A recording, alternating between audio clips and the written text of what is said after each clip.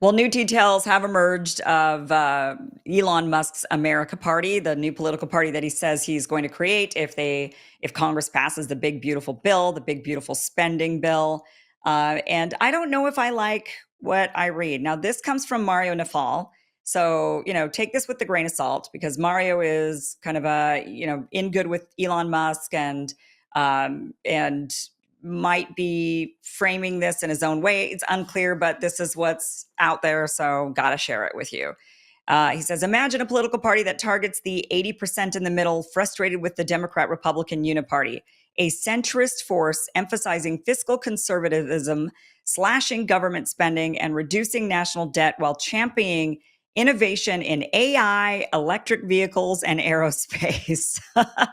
Like, okay. So this is going to be fiscal conservative party slash government spending, reduce the debt, but we're going to champion innovation like all of the things that Elon Musk is involved in: AI, electric vehicles, and aerospace. Like, okay, so we're going to be marching into technocracy. So then he goes on to say the party would streamline regulations in biotech, crypto, and space to unleash economic growth. Socially, it leans towards market-based healthcare, decentralized education. Environmentally, it supports decarbonization but critiques regulatory bottlenecks. Immigration policies would secure borders while expediting legal entries with foreign policy favoring non-interventionism. A maximalist free speech stance inspired by X underpinning its ethos. The America Party would voice to a silent majority, redefining American politics with innovation and pragmatism. Um, okay. Now, what are the problems with this? First of all, this is Elon Musk's dream party for Elon Musk, not for the rest of America.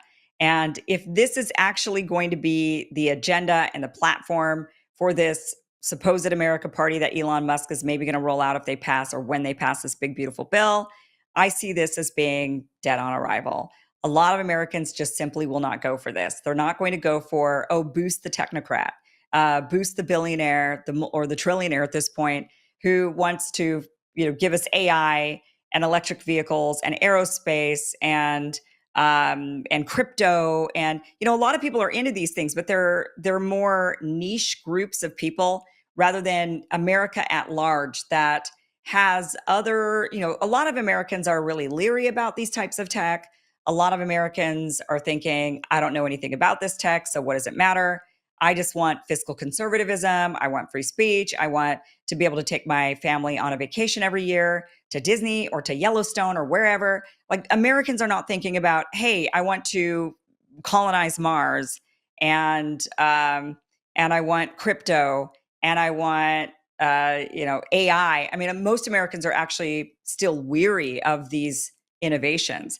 So if this is what the party is going to hang its hat on, if it's going to be like a tech billionaire first sort of agenda, I just don't see this taking off. And that's unfortunate because if anybody can get a third party started that's actually going to replace one of the major parties, Elon Musk would be primed to do it because of the amount of money that he has and the amount of influence he has and the amount of influence that X has. And it's really possible. Like I said yesterday on the show, it is possible to replace a party. I don't think that a third party is viable. I think that it would have to replace the major party instead. And one of some of the criticisms that I've noticed from, especially after yesterday's show talking about this, a lot of people were saying, no, have you noticed that Democrats are quiet about Elon Musk starting his own party? They love the idea because he's just going to be taking votes from Republicans. It's just going to split the Republican Party and give Democrats a majority and the power for years to come.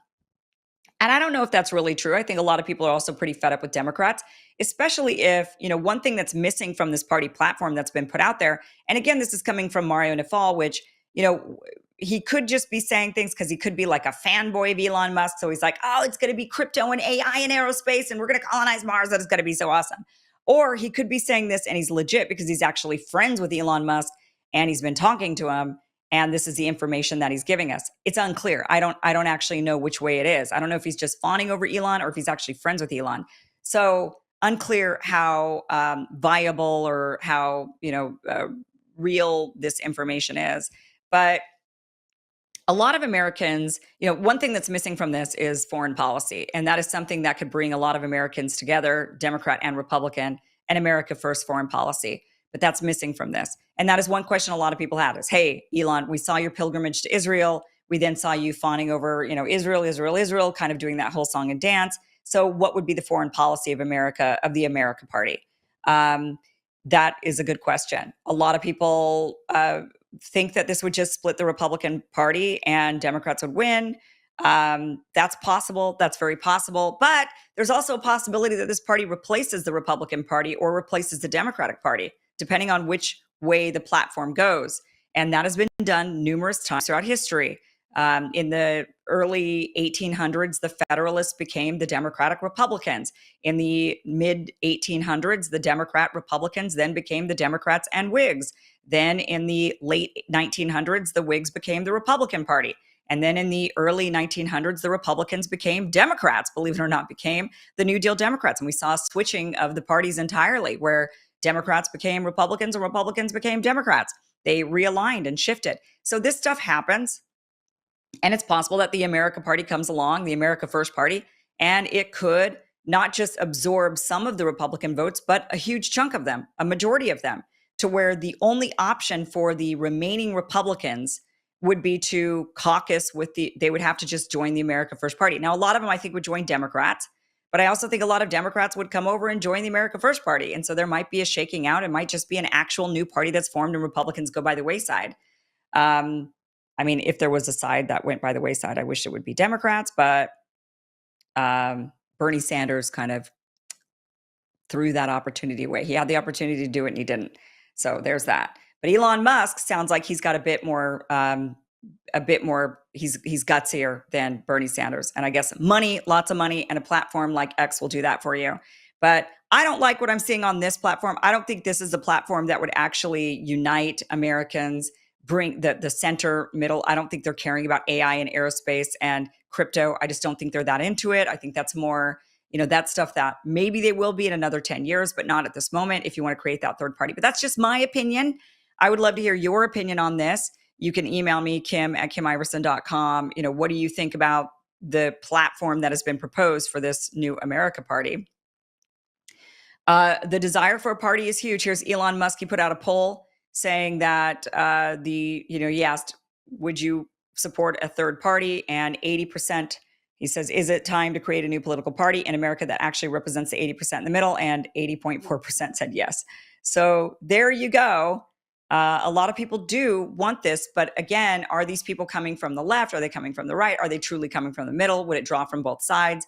What would this party do? That is the question. And what is this party going to represent? That's another big question. I think you can't skip over foreign policy at this point in American discourse. I think you have to have that in there in order for it to be a clear party. If it's just another party and it's going to be the same foreign policy, just no thanks. Not interested. I think a lot of us are not interested in that.